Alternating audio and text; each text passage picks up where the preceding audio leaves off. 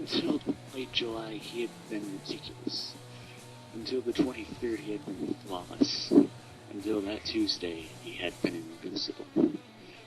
He might have been in respawn before, and he was gaining a gradually increasing number of scars and wounds, but one fact kept his inflated heavy, and it was. They had never been his fault. The first time had been a bit of a shock.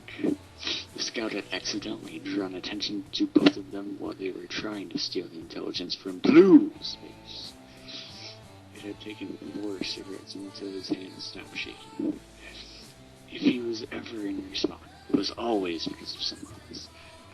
They either talked to him while he was cloaked, healed him while he was disguised, refused to even pull their weapons on him while he was masquerading as a blue during an attack. They didn't know how to act around spies, and he always ended up suffering for it. My turn. So he preferred to work in silence, in solitude. Working alone ensured that he wouldn't wake up in the muted light of the respawn room after all. He had never been much of a team player, and although he wasn't really enthusiastic about team meetings, he always tried to contribute his findings to the group. It always felt as if they were humoring him, as if he wasn't actually telling them anything of vague importance or relevance. Even though he had made an effort to connect with them, he'd yet to see any proper results. Medic would treat him, and eventually, if he had the choice to treat him, and Sniper would occasionally burn a cigarette off of him or pass him the daily creamers from his side of the table. But it didn't feel as if anything was changing for the better. It was frustrating, and eventually, if he had the choice to do recon work or to spend time with his new team, he would already been cloaked and halfway across the bridge, separating to do bases by time before the question was even finished. You see, Spy had a system. He spent more time observing than he did acting, because if there was one thing he knew by heart, it was that an action took 8 times before it became a habit. As far as Spy was concerned, there was no such thing as being burdened by knowledge. Knowledge lifted you up from the plane of ignorance, aided you when you were at a loss for things to do, left you with comforting concepts and ideas to mull before you fell asleep at night. It was his rule of thumb to memorize every pattern that you could possibly pick up on so he could move freely through the enemy's base. Amen, so said the Lord. This was supposed to be Soldier's 9th time. He would march out of the locker room with his weapon propped up on one foot in the shoulder, check both ways, and then stride down the hall with purpose and efficiency that only a true military man could muster. He would turn next to Devilman's room, looking on whoever had been unfortunate enough to end up in medic's morning shift when again for a few minutes before moving on. Then the soldier would do a quick walk around the perimeter and finally head back to his bedroom to glimpse through his few worn-out but well-loved and suspiciously stained Army surplus magazines. When Spy had been offered the job about a month and a half ago, he hadn't hesitated in the slightest to take it. He only learned that the last spy had been traitors and had turned to the blue team for easier access to the enemy sniper once he had arrived, and even though it wouldn't have affected his choice, that little fact only served to make things more difficult for the European. Although they were completely separate people, the new recruit couldn't help but feel that his teammates were keeping a safe distance from him because of his predecessor's betrayal. Fixing his balaclava so that it fit snugly over his face, he waited just outside the door to the locker room for those familiar, heavy footsteps. Spy was quite sure that the last 8 times hadn't involved a shovel slamming against the back of his head. He felt like a bag of cement and was unconscious before he even hit the floor. Soldier was standing behind his crumpled body with a smug grin on his lips end as he lifted the rim of his helmet to swipe a large hand across his nose, a triumphant gleam in his eyes. When Spy finally came to, all he could see was the tacky tile floor that his face was pressed against, and a pair of dusty boots before him. As he lifted his head up to investigate his surroundings, one of the aforementioned boots planted itself directly across his shoulder blades, the pressure increasing as Spy's body tried to knock the foot off his back. It seemed impossible to catch his breath once it had been knocked out of him, so Spy was left gasping for air on the linoleum. Today is a good day. Spy stopped struggling as he recognized the voice, connected it to the standard issue boots, and prayed to a deity that hadn't offended him yet that it wasn't Soldier. The boot stopped pressing into Spy's spine and, with an enthusiastic kick, forced the Frenchman to roll over on his back. This was bad. He had been blown to pieces before, but he had never been captured.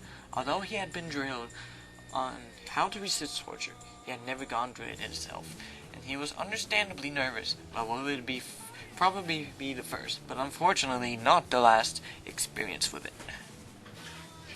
Soldier was standing with his shovel propped up on one shoulder, staring down at him with an interesting cocktail of emotions. On one hand, he was livid that Spy would even try to sneak up on him to respond. On the other, he was delighted to finally have the little coward right where he wanted him. The tables had turned and he knew the Spy could sense it. Although all Spy could see was the ceiling, he knew that it wasn't Soldier's room. Soldier had an ancient pin-up taped to his ceiling, probably from when he was serving in World War II. When he tried to turn his head to look around a little more, he wasn't surprised to find that his head and neck ached. He'd probably been pulled here by the back of his suit, if anything. His mask was still on. That was a small comfort, but he had lost his shoe somehow. His cigarette case was nestled close to his chest, but he couldn't move his hands. This wasn't surprising either. Soldier wasn't as stupid as he hoped.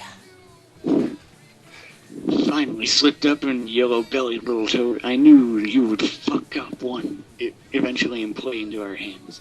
You can hide under your mother's apron all you want, but when you're stared down by a real man, I sure as hell know that you're gonna piss yourself like the coward you are. Soldier stooped down next to him, running a rough finger around his hidden jawline, and not caring as his thumb pulled the baklava off kilter. Spy glared at him as if that alone could free him. What was this stupid American playing at? His actions were never this slow and deliberate during fights. Crouching down next to the red Spy, his hand moved down to jerk his captive's wrist up into the light before he spoke again, his voice sounding in that characteristically loud rumble that always grated on Spy's ears. Do you know how many times these handcuffs have kept reds and lines, faggot? Spy didn't really care enough to say anything. It was bad enough that he'd been caught, but the last thing he wanted to do was blow his enemy's ego by guessing too many or irritate him off by not guessing enough. He had been taught better than that. 46 other cocksuckers have worn this pair of handcuffs. You're the lucky number 47. How does that make you feel, Toad? He pressed the inside of the cuff against Spy's wrist, and the Frenchman could feel the sharp little ridges that Soldier must have cut into the middle with a nail file.